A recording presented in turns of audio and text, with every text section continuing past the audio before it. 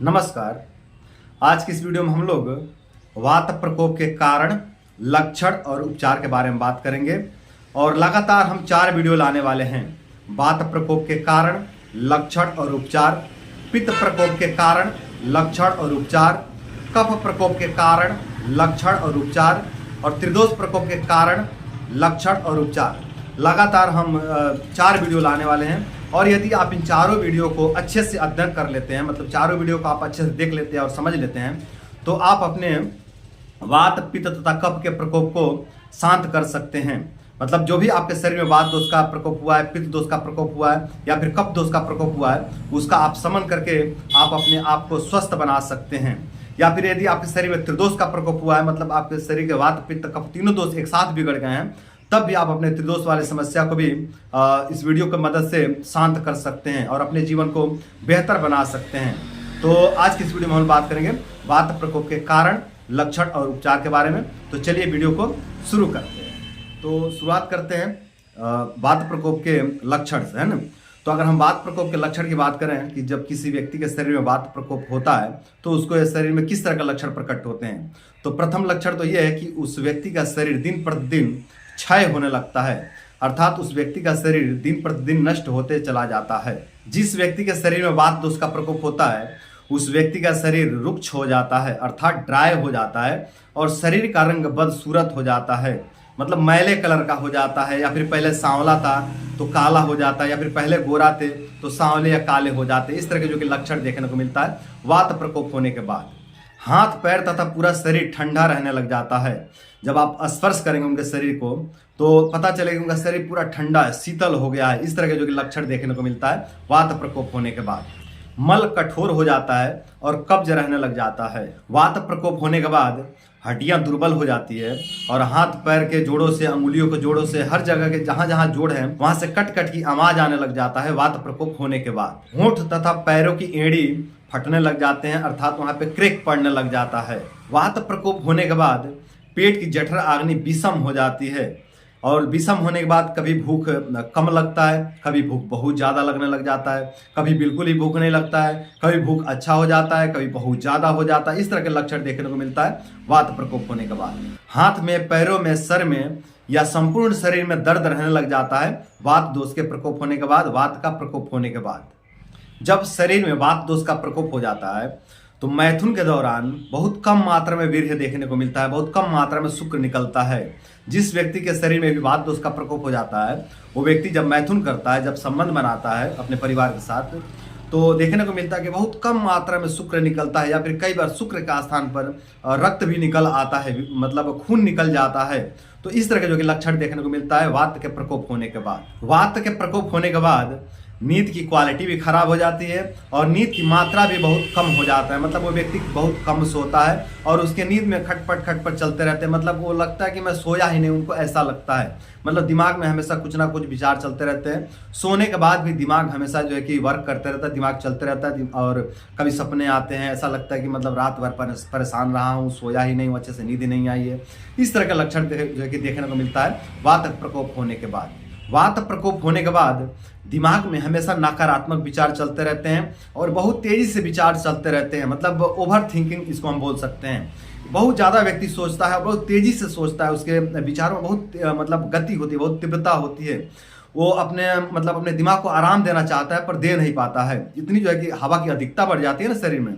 अब वात प्रकोप जो है कि जब भी होता है तो उस व्यक्ति के शरीर में वायु तत्व और आकाश तत्व की अधिकता हो जाती है, जिसके कारण इस तरह के लक्षण देखने को मिलते हैं कि उसके विचार में बहुत जो है कि तीव्रता आ जाती है, बहुत जो है कि उसका गति तीव्र हो जाता है, बिल्कुल हवा का जैसा जो है कि तीव्र हो जाता है और वो व्यक्ति सही से सो नहीं पाता है, सही से कुछ निर्णय नहीं ले पाता है, सही से कुछ मतलब अपने आप को रिलैक्स नहीं कर पाता है, अपने आप को मतलब आराम नहीं दे पाता। इस तरह के जो है कि लक्षण देखने को मिलते हैं वात प्रकोप होने के बाद। जिस व्यक्ति के शरीर में वात दोष का प्रकोप होता है वो व्यक्ति हमेशा उदास तथा दुखी रहने लगता है, हमेशा उदास और दुखी, मायूस सा जो है कि रहने लगता है।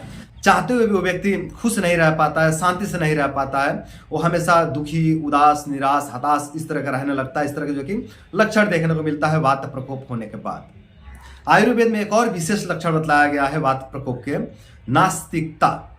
जिस व्यक्ति के शरीर में वात दोष का प्रकोप हो जाता है वो व्यक्ति नास्तिक हो जाता है, अर्थात उस व्यक्ति को पूजा पाठ में विश्वास नहीं रह जाता है, ईश्वर में विश्वास नहीं रह जाता है। वो व्यक्ति जो है कि नकारात्मक हो जाता है, नास्तिक हो जाता है और उसको मतलब प्रेम उसके हृदय में नहीं रह जाता है। वो बिल्कुल मतलब प्रेमहीन हो जाता है और हृदयहीन हो जाता है, उसके हृदय में बल नहीं रह जाता है, रस नहीं रह जाता है, इस प्रकृति के प्रति या ईश्वर के प्रति कोई जो है कि प्रेम या विश्वास नहीं रह जाता, व्यक्ति बिल्कुल नास्तिक बन जाता है। जिस व्यक्ति के शरीर में वात दोष का प्रकोप होता है उस व्यक्ति को खट्टा, मीठा, तीखा और नमकीन स्वाद खाने की अति इच्छा होती है।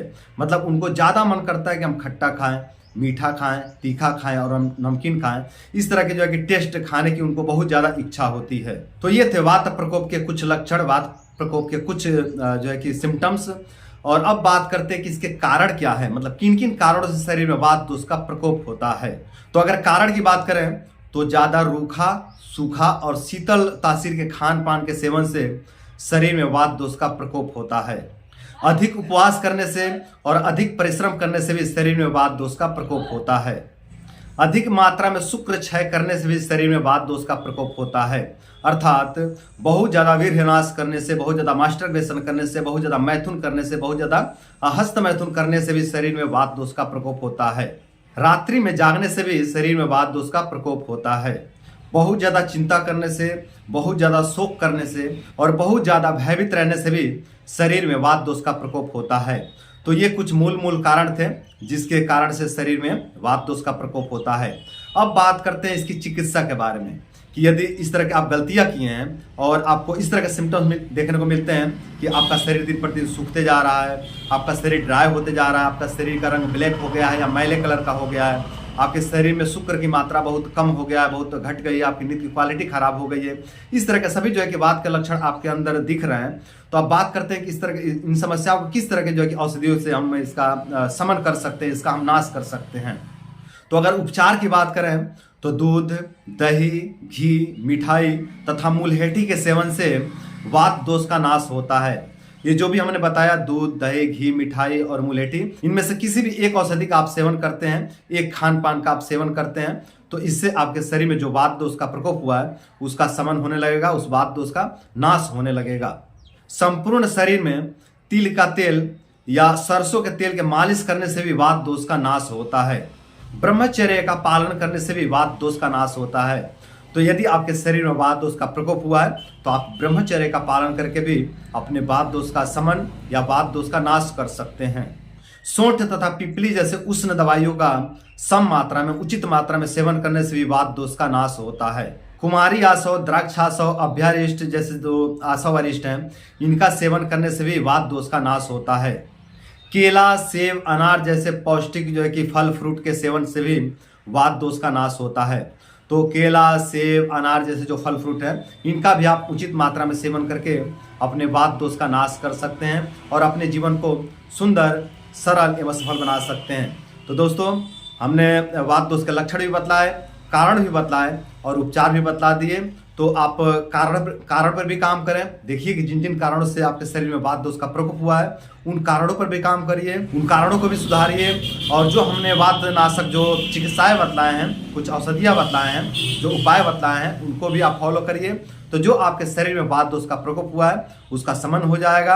और जब आपके शरीर का वात दोष का शमन हो जाएगा तो जो भी वात प्रकोप के लक्षण दिख रहे थे, वात दोष के लक्षण दिख रहे थे, ये सभी लक्षण धीरे धीरे पूरी तरह से खत्म हो जाएंगे और आप स्वस्थ हो जाएंगे। आपका शरीर तरोताजा हो जाएगा और जो आपके शरीर का क्षय हो रहा था, जो आपके शरीर का नाश हो रहा था, वो नहीं होगा। तो दोस्तों, उम्मीद करता हूं कि इस वीडियो से आपको बहुत मदद मिलेगा और बहुत कुछ सीखने को मिला होगा। और साथ ही भी उम्मीद करता हूं कि इस वीडियो को फॉलो करके आप लोग अपने वात दोष का शमन करेंगे, वात दोष का नाश करेंगे और आप लोग अपने वात दोष का नाश करके अपने आप को स्वस्थ बनाएंगे, मस्त बनाएंगे। तो आज के लिए इतना ही। नमस्कार।